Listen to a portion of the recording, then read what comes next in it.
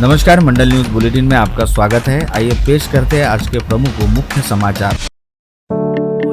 राज्य में पिछले कुछ दिनों से मौसम लगातार करवट बदल रहा है। कुछ दिन पहले जहां भीषण गर्मी से लोगों का हाल बेहाल था और तापमान 45 डिग्री के पार पहुंच गया था, वहीं अचानक हुई बेमौसम बारिश ने कई जिलों में किसानों की चिंता बढ़ा दी है। अब एक बार फिर मौसम विभाग ने विदर्भ समेत राज्य के कई हिस्सों में तापमान बढ़ने की चेतावनी जारी की है। भारतीय मौसम विभाग ने विदर्भ के कुछ जिलों में हीट वेव की संभावना जताते हुए येलो अलर्ट जारी किया है। नागपुर मौसम विभाग के वैज्ञानिक प्रवीण कुमार ने बताया कि बेमौसम बारिश और तेज हवाओं का असर खत्म होने के बाद अब विदर्भ में फिर से सूर्य का प्रकोप बढ़ने वाला है। उन्होंने कहा कि तापमान में कोई विशेष मौसम प्रणाली सक्रिय नहीं है, जिसके कारण विदर्भ के सभी जिलों में तापमान तेजी से बढ़ेगा। कई स्थानों पर तापमान में 2 से 4 डिग्री सेल्सियस तथा कुछ इलाकों में 4 से 5 डिग्री सेल्सियस तक वृद्धि होने की संभावना है। मौसम विभाग के अनुसार 14 और 15 मई को अकोला, अमरावती, वर्धा तथा नागपुर जिलों में तापमान 44 से 45 डिग्री सेल्सियस तक पहुंच सकता है। इसी को देखते हुए इन जिलों के लिए येलो अलर्ट जारी किया है।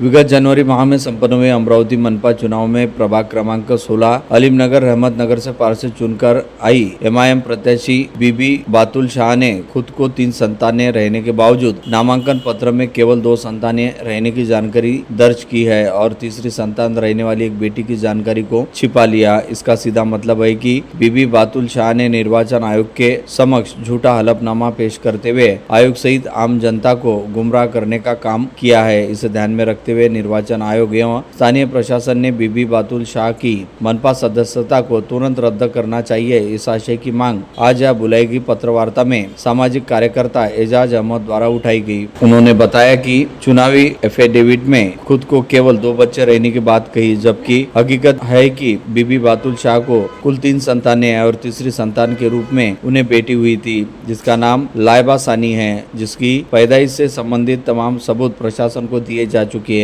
साथ ही इस बारे में मनपा आयुक्त, जिलाधीश एवं विभागीय आयुक्त से शिकायत भी की जा चुकी है, जिसके चलते अब यह बेहद जरूरी हो चला है कि एमआईएम पार्षद बीबी बातुल शाह की मनपा सदस्यता को तुरंत रद्द किए जाए। अमरावती महानगर पालिका की गड़बड़ाई हुई आर्थिक रफ्तार अब पहले की तरह सामान्य होने के संकेत दिखाई दे रहे हैं। महानगर पालिका को जीएसटी व एलबीटी की एवज में प्रति माह मिलने वाले अनुदान में काफी वृद्धि दिलाने हेतु जिला पालक मंत्री चंद्रशेखर बावनकुले द्वारा पहल की गई है, जिसके चलते आगामी 15 दिनों के भीतर मंत्रालय में मुख्यमंत्री व दोनों उप मुख्यमंत्रियों की उपस्थिति में एक निर्णायक बैठक होने वाली है। महानगर पालिका की मौजूदा आर्थिक स्थिति बेहद बिकट है। महानगर पालिका द्वारा प्रति माह 47 करोड़ रुपए की किस्त मिलने के संदर्भ में मांग की गई। इसके एवज में महानगर पालिका को केवल 16 करोड़ रुपए ही मिलते हैं। इसके अलावा प्रति वर्ष 15% की प्राकृतिक वृद्धि भी अपेक्षित है। यदि सरकार की ओर से 47 करोड़ की किस्त नियमित रूप से मिलनी शुरू हो जाए तो मनपा की तिजोरों में प्रति वर्ष काफी बड़ी रकम जमा होगी। इसका सीधा फायदा प्रलंबित विकास कामों को पूरा करने तथा बकाया देनदायकों को अदा करने के काम में होगा। मुख्यमंत्री देवेंद्र फडणवीस ने नागपुर में विदर्भ सिंधी विकास परिषद द्वारा आयोजित कब्जा धारक लीज पट्टा मालकी हक वितरण एवं नगर सेवकों के भव्य सत्कार समारोह में उपस्थिति दर्ज कराई। कार्यक्रम में सिंधी समाज की वर्षों पुरानी मांग को न्याय देते हुए मालकी हक के पट्टों के वितरण प्रक्रिया को गति देने के ऐतिहासिक निर्णय पर विशेष जोर दिया गया। इस अवसर पर विधायक कुमार आयलानी, भगवानदास साबलानी तथा अमरावती के महापौर श्रीचंद तेजवानी सहित अनेक गणमान्य नागरिक उपस्थित थे। कार्यक्रम के दौरान मुख्यमंत्री देवेंद्र फडणवीस के हाथों अमरावती के महापौर श्रीचंद तेजवानी का सम्मान किया गया। इस अवसर पर महापौर श्रीचंद तेजवानी ने अपने मनोगत में कहा कि यह क्षण उनके लिए अत्यंत गौरवपूर्ण और भावनात्मक है। उन्होंने कहा कि सिंधी समाज ने कठिन परिस्थितियों में भी मेहनत, ईमानदारी और उद्यमशीलता के बल पर समाज में अपनी अलग पहचान बनाई है। शासन द्वारा लिया गया ऐतिहासिक निर्णय सिंधी समाज के लंबे संघर्ष को न्याय मिला है। उन्होंने मुख्यमंत्री देवेंद्र फडणवीस के प्रति आभार व्यक्त करते हुए कहा कि यह निर्णय हजारों परिवार को आत्मविश्वास और स्थिरता प्रदान करेगा। 10वीं और 12वीं की परीक्षा परिणाम घोषित होने के बाद राज्य भर में सफल विद्यार्थियों पर बधाइयों की वर्षा हो रही है। इसी क्रम में चंद्रशेखर बावनकुले ने सभी सफल विद्यार्थियों को मनपूर्वक अभिनंदन करते हुए उनके उज्जवल भविष्य के लिए शुभकामनाएं दी। चंद्रशेखर बावनकुले वर्तमान में महाराष्ट्र के राज्य मंत्री होने के साथ साथ नागपुर और अमरावती जिले के पालक मंत्री भी है। उन्होंने अपने शुभकामना संदेश में कहा कि विद्यार्थियों की सफलता उनके कठिन परिश्रम, जिद और निरंतर प्रयास का परिणाम है। अमरावती शहर और ग्रामीण परिसर के सर्वांगीण विकास को गति देने वाला तथा विकास की दिशा में बड़ी उपलब्धि साबित होने वाला दस्तूर नगर से समृद्धि महामार्ग को जोड़ने वाला 840 करोड़ का महत्वाकांक्षी सड़क प्रकल्प अब आकार लेता दिखाई दे रहा है। इस परियोजना का विधायक रवि राणा ने संबंधित अधिकारियों के साथ मौके पर जाकर निरीक्षण किया। शहर के दस्तूर नगर चौक से शुरू होकर हनुमानगढ़ी, भानखेड़ा, लालखेड़, मालखेड़ और नांदगांव, खंडेश्वर जैसे महत्वपूर्ण गांवों से होते हुए सीधे समृद्धि महामार्ग से जुड़ने वाला इस सड़क के निर्माण से शहर और ग्रामीण क्षेत्र के बीच यातायात और अधिक तेज और सुगम होने की उम्मीद है। क्या सच्चे लोकतंत्र में संसद सर्वोच्च होती है? इस प्रश्न का उत्तर देते हुए सर्वोच्च न्यायालय के पूर्व मुख्य न्यायाधीश भूषण गवई ने स्पष्ट किया कि भारतीय लोकतंत्र का केंद्र संसद नहीं बल्कि संविधान है। गवई ने यह मुखर विचार व्यक्त किया कि संसद, कार्यपालिका या न्यायपालिका में से कोई भी संस्था सर्वोच्च नहीं बल्कि संविधान ही सर्वोच्च है। गवई श्रीलंका के कोलंबो विश्वविद्यालय में आयोजित सुजाता जयवर्धने स्मृति व्याख्यान में बोल रहे थे। उप मुख्यमंत्री एकनाथ शिंदे के सुपुत्र और शिवसेना सांसद डॉक्टर श्रीकांत शिंदे इसी माह शिवसैनिकों से सीधा संवाद करने अमरावती आ रहे हैं। सांसद शिंदे प्रदेश के 22 जिलों में 100 से अधिक विधानसभा क्षेत्रों के दौरे पर आगामी शनिवार 16 मई से रवाना होंगे। अमरावती में 25 मई के बाद उनके दौरे कार्यकर्ता सम्मेलन आयोजन की संभावना शिवसेना पदाधिकारियों ने अमरावती मंडल से चर्चा के दौरान व्यक्त की।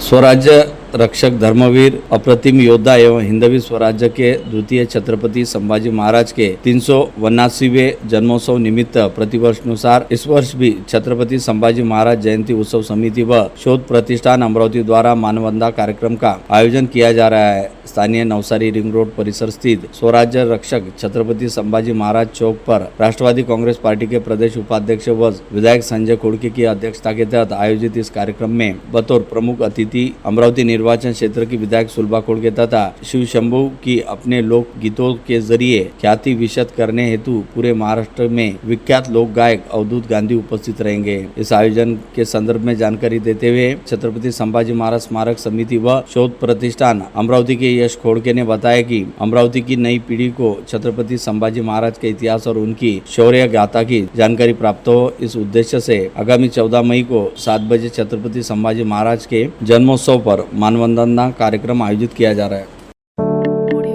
अमरावती शहर में दिन ब दिन बढ़ती ट्रैफिक समस्या को लेकर डिप्टी मेयर सचिन बेंडे के नेतृत्व में युवा स्वाभिमान पार्टी के सभी नगर सेवकों ने आज पुलिस आयुक्त राकेश ओला को ज्ञापन सौंपकर तत्काल कार्रवाई करने की मांग की। शहर की ट्रैफिक समस्या को लेकर इस अवसर पर गहन चर्चा की गई। ज्ञापन में बताया गया कि शहर के प्रमुख चौक, बाजार क्षेत्र, स्कूल, कॉलेज परिसर तथा मुख्य मार्गों पर लगातार ट्रैफिक जाम की स्थिति बनी रहती है, जिससे आम नागरिकों को काफी परेशानी का सामना करना पड़ता है।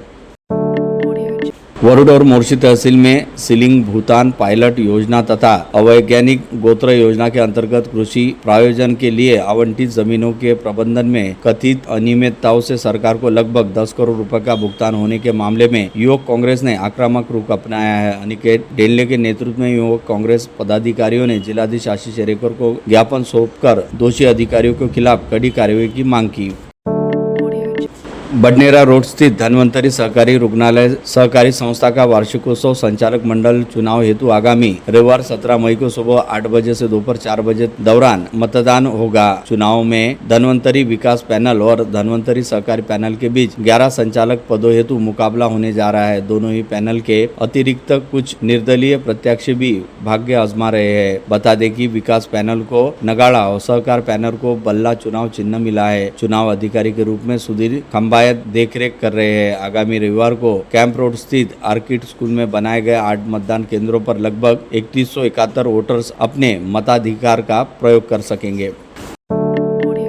एक माँ का प्रेम और ममता क्या होते हैं, इसका अनुभव विगत दिनों स्थानीय doctor Panjabrao Deshmukh medical college में दिखाई दिया, जहां पर पतरोड निवासी 70 वर्षीय उषा साहेबराव महाले ने अपने 38 वर्षीय विवाहित बेटी अनुश्री गोले को अपनी एक किडनी दान करते हुए उसे एक तरह से पुनर्जन्म व जीवन दान दिया। विशेष उल्लेखनीय किडनी प्रत्यारोपण की बेहद महंगी रहने वाली यह शल्य क्रिया महात्मा ज्योतिबा फुले जन आरोग्य योजना अंतर्गत पूरी तरह से निःशुल्क की गई। प्राप्त जानकारी के अनुसार अकोला जिले के बालापुर में रहने वाली अनुश्री विनोद गोले विगत 6 माह से किडनी की बीमारी से त्रस्त थी। दोनों किडनियां के नाकाम हो जाने के चलते अनुश्री गोले को सांस लेने में तकलीफ होने और ब्लड प्रेशर बढ़ जाने जैसी गंभीर समस्याओं का सामना करना पड़ रहा था। ऐसे कठिन परिश्रम में उनकी मां ने अपनी उम्र और जान की परवाह न करते हुए अपनी किडनी दान देने का निर्णय लिया, जिसके बाद किडनी प्रत्यारोपण की शल्य क्रिया सफलतापूर्वक की गई।